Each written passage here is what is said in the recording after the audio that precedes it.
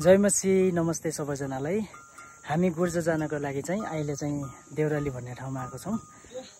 यो ठाउँमा चाहिँ होटल छ अनि हामी चाहिँ त्यो पारी डाँडामा पनि हामी पुग्न गइरहेको जानेवाला छौँ। त्यहाँ म चाहिँ यो माथि देउराली डाँडामा आएको छु। यो जग्गाको नाम चाहिँ देउराली डाँडा हो अनि तपाईले यहाँबाट देख्न सक्नुहुन्छ अति नै राम्रो भ्यू। यो चाहिँ गुर्जाखानीको आसपास हामी आइपुगेछौँ। यो चाहिँ गुर्जाखानी हो अनि यो चाहिँ चुरेन हिमाल देख्न सक्नुहुन्छ। अनि यहाँ चाहिँ तपाईले गुर्जाको गाउँ यो जरामा चाहिँ गुर्जाको गाउँ देख्न सक्नुहुन्छ। अति नै राम्रो दृश्य छ। यहाँ चाहिँ हिमाल चाहिँ एकदमै राम्रो देख्न सक्नुहुन्छ। यहाँबाट धौलागिरी हिमाल हो। यो चाहिँ तपाईले यहाँबाट एकदमै राम्रो भ्यू देख्न सक्नुहुन्छ। यो चाहिँ गुर्जाखानीको दृश्य म तपाईलाई देखाउँदै छु। यो चाहिँ गुर्जाखानीको दृश्य। गाउँ चाहिँ यहाँ छ, स्कुल यहाँ अनि यहाँबाट चाहिँ माथि हिमाल पनि। आहा कति राम्रो देखेको आज त। वाउ। यो चाहिँ ओडा हो हैन? हजुर, ओडा कार्यालय।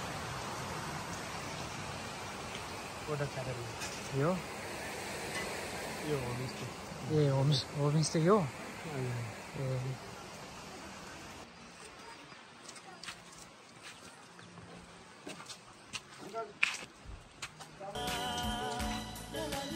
यो चाहिँ मकै भएको राम्रो है देखिने। खतरा भयो है।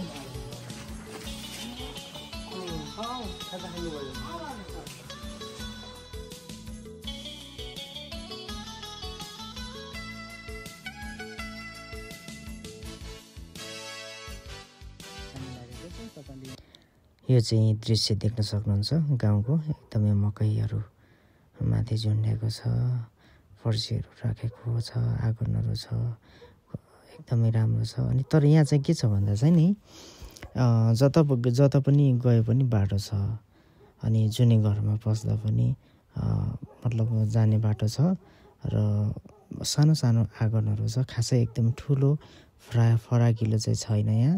अनि कन्फ्युज हुन्छ। कोही चिन्ने मान्छेको घरमा गयो भने थाहा छैन भने चाहिँ पहिलोपटक जाँदा चाहिँ एकदमै कन्फ्युज हुन्छ। फोटो खिच्दै हिँडेको यहाँ त खतरा ज्याकेट लगाउनु भएको छ है। हब्दुलो हो यो। हब्दुलो भेराको उनको हो। अच्छा हजुर हजुर यो भेराको उनको हब्दुलो हो। फाइनल्ली हामी चाहिँ अब टपमा पुग्न लागेको छौँ। अनि चाहिँ यहाँबाट चाहिँ एकदमै राम्रो गाउँ देखिरहेको छ तपाईको। अनि यहाँ आउनको लागि चाहिँ यहाँ तलबाट चाहिँ आउनुपर्छ। अनि यो चाहिँ डाँडा चाहिँ यो बाटोहरू छ, रोडहरू। यो रोड भएर चाहिँ आउनुपर्छ। यो रोड अनि हामी चाहिँ गुर्जाखानी प्रवेश गर्ने चाहिँ आउने बाटो चाहिँ यहाँ हो। योबाट चाहिँ आइन्छ। अनि वरिपरि चाहिँ एकदमै राम्रो पहाडहरू छ, एकदमै दामी। तपाईले यहाँबाट देख्न सक्नुहुन्छ। यो आजको मैले भिडियो गर्दैछु यहाँबाट।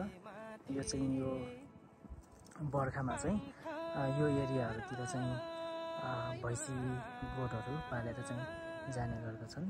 अनि तपाईले यहाँ पनि देख्न सक्नुहुन्छ। अहिले चाहिँ यहाँ चाहिँ भैँसी गोठ, गाई गोठहरू रहेको छ। र यो साइड चाहिँ एकदमै राम्रो एरिया छ। यहाँ चाहिँ अलिकति हिउँ पनि परिरहेको रहेछ, तपाईले देख्न सक्नुहुन्छ। हामी आउने चाहिँ यो बाटो आएको। हामी चाहिँ यो तपाईले यो हल्का बाटो देख्न सक्नुहुन्छ। चाहिँ रोडको बाटो एकदमै अहिले चाहिँ गाडी चलेको छैन रोडले गर्दाखेरि। अनि तपाईको चाहिँ यहाँ चाहिँ ओह्रालोमा चाहिँ एकदमै भिड छ।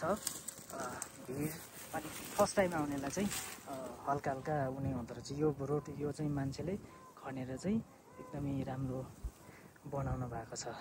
अनि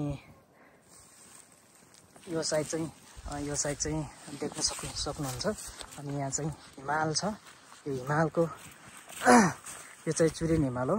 अहिले चाहिँ बादलले गर्दाखेरि छोपिएको छ र यो चाहिँ सबै यो खोला हो। यो चाहिँ म्याग्दी खोलामा चाहिँ जोडिन जान्छ।